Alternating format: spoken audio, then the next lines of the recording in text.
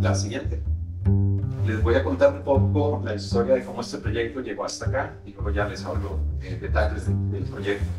En el doctorado que hice en Rutgers en 2012 hice un capítulo que es específicamente sobre deslizamientos posísmicos. Ahí se hizo un catálogo de los deslizamientos de terremotos Cinchona con imágenes líder, entonces tuvieron casi 5.000 deslizamientos. El artículo de ese capítulo salió publicado hasta en el 2019. Entonces, en el 2020, cuando entra la pandemia, me contactan de la Universidad de Indiana, que trabajan junto con el USGS, porque desarrollaron un modelo que utiliza el USGS, que cuando hay un terremoto a nivel mundial, ese modelo calcula si hay posibilidad de que hayan habido deslizamientos a partir de ese terremoto. Entonces indica cuáles son las zonas donde están esos deslizamientos y ponen alerta a las instituciones. Y entonces ellos querían utilizar el catálogo de deslizamientos de ese terremoto que yo había mapeado.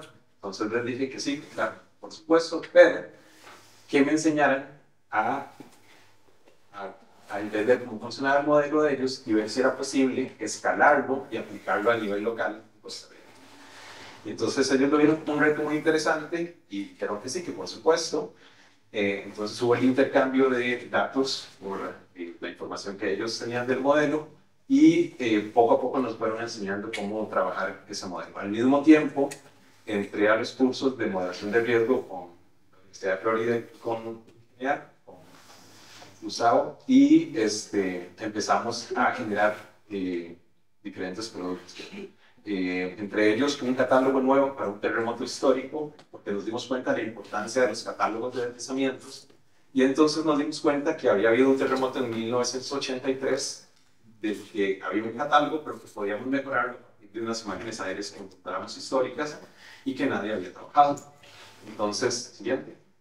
Entonces decidimos hacer ese nuevo catálogo de deslizamientos, lo publicamos y decidimos entonces ya junto con Indiana aplicar ese modelo que tiene diferentes variables. En Costa Rica existen otros modelos como el Mora-Barson-Mora que lo hemos aplicado, pero que junto con lo que estábamos viendo con Florida y Genial, veíamos que había otras variables que podíamos incluir en el modelo de Mora-Barson. Entonces decidimos aplicarlo a nivel local en Costa Rica y específicamente en el sector de la ruta interamericana la ruta nacional número 2, que es la interamericana. La ruta interamericana es la que va desde Estados Unidos hasta el Darién, y aquí luego continúa en Colombia. Y para Costa Rica tiene mucha importancia ese sector entre el centro del país y la frontera con Panamá, porque es la zona donde se cultiva aproximadamente el 18% de la piña, café un poquito, pero no tanto. Es un sector turístico muy importante porque comunica con la península de Osa, que tiene gran potencial turístico. Y algo muy importante es que es parte del corredor migratorio que está actualmente funcionando entre América del Sur y Norteamérica. Entonces, cualquier cosa que ocurra en esta carretera va a tener implicaciones en agricultura, turismo y este corredor migratorio, porque según datos del New York Times, el año pasado pasaron por ahí aproximadamente 500.000 de personas. Entonces, es muy, muy importante. La siguiente. El tramo en el que vamos a trabajar no es toda la ruta, sino que es el sector de montaña, que es donde hay posibilidad de que se den deslizamientos a partir de sismos. Esta es la metodología del modelo que estamos utilizando. Se dividen en 4 grandes grupos, que ahí en el artículo van a poderlos ver en detalle, pero que se alimenta de las bases de datos de deslizamientos locales de Costa Rica a partir de sismos. Entonces, logramos recuperar el catálogo de deslizamientos del terremoto de Buenavista, que ocurrió cerca de la carretera en 1983, y de otros sismos muy importantes que habían ocurrido, y de los que sí teníamos ese catálogo de deslizamientos.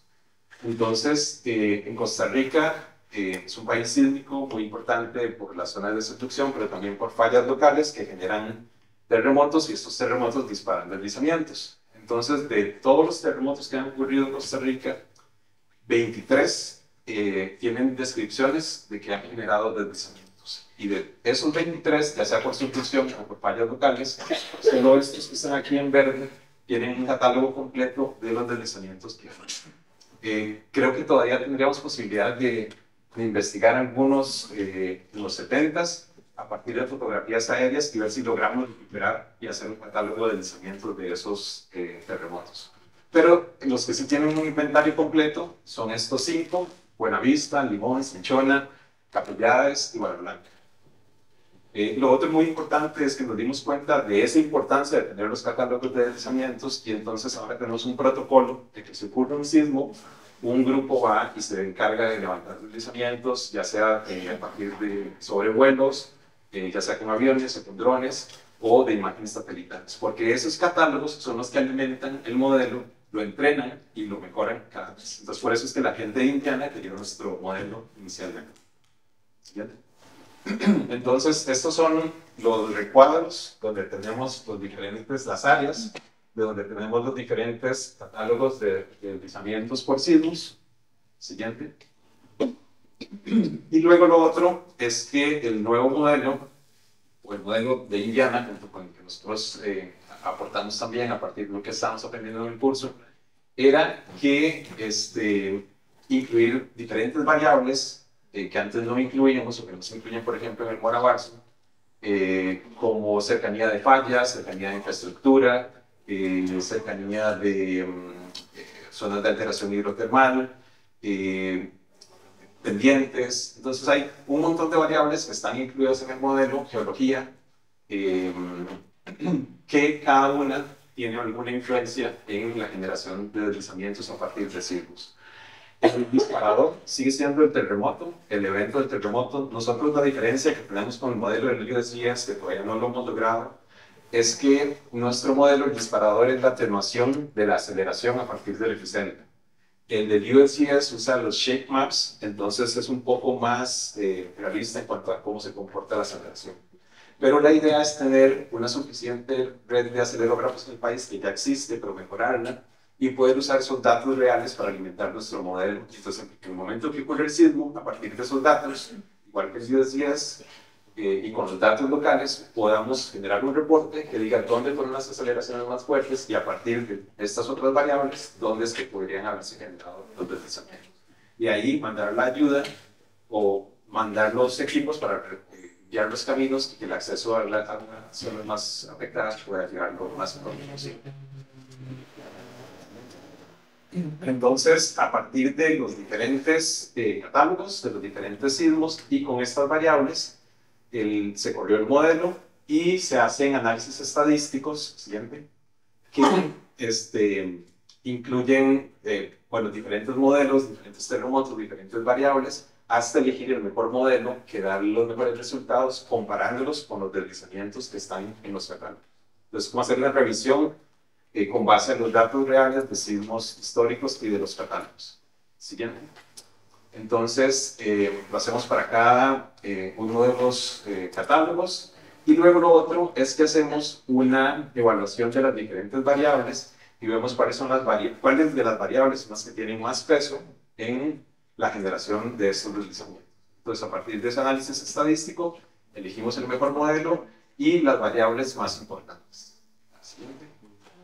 Hacemos la comprobación con los modelos, con las bases de datos. Este es el catálogo de deslizamientos de 1983, y la comparación con el modelo, donde andaba arriba del 85% en cuanto al match que había entre los deslizamientos del modelo y los deslizamientos históricos, que no solo se alimentan de este catálogo, sino de los otros catálogos que tenemos del país.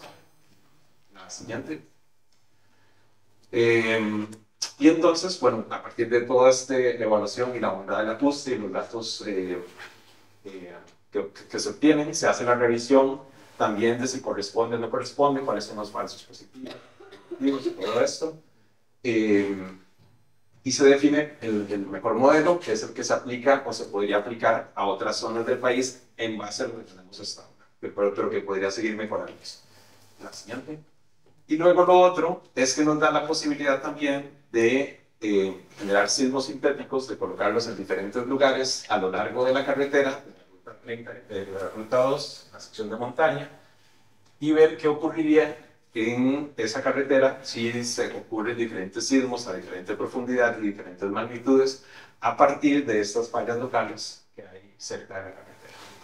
Eso es otra cosa importante. Esto es específicamente para fallas locales y no por subducción. Faltaría agregar un módulo que sería para un sismo por subducción, porque la aceleración y las intensidades se comportarían de forma diferente. Entonces, podemos ver todos esos escenarios hipotéticos, la siguiente, y ver cuáles serían las zonas cerca de la carretera en donde hay más susceptibilidad de deslizamiento, y también revisar o evaluar cuáles son las condiciones de la carretera en esos sitios actualmente, para ver si se pueden hacer mejoras en los taludes, mejoras en los sistemas de alcantarillado.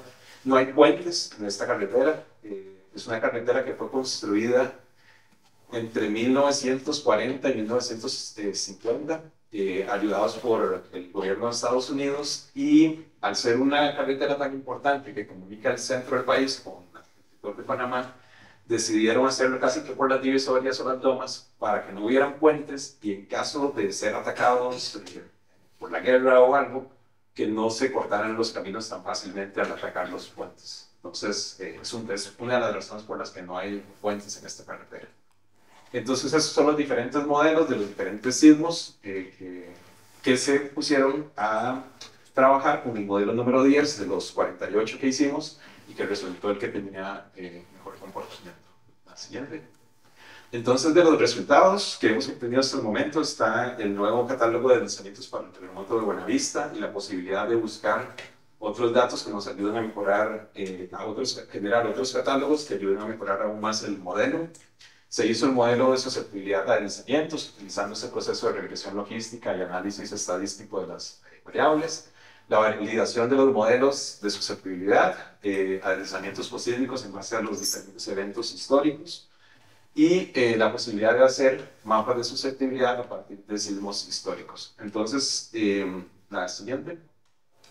En cuanto a las conclusiones, hemos desarrollado, como les dije, ya un equipo y la posibilidad de que a partir de un sismo vayamos y hagamos un levantamiento de esos deslizamientos que han ocurrido por terremoto y ir mejorando las bases de datos de los deslizamientos. El otro punto que es muy importante, que lo hemos visto en el modelo, es el detalle del mapeo geológico que exista en el sitio. Costa Rica no está mapeado completamente a escala 1/50.000, entonces hay zonas para las que tenemos que usar escalas como 1/200.000, y entonces eso lo hemos visto que varía. Mientras más detalle tenemos en cuanto a la geología, el modelo mejora, y entonces es complicado en zonas en las que está cubierto por selva, ese mapeo, y entonces hay zonas que podrían tener ese problema. Y la siguiente. Y bueno, creo que con eso concluyo. Muchas gracias.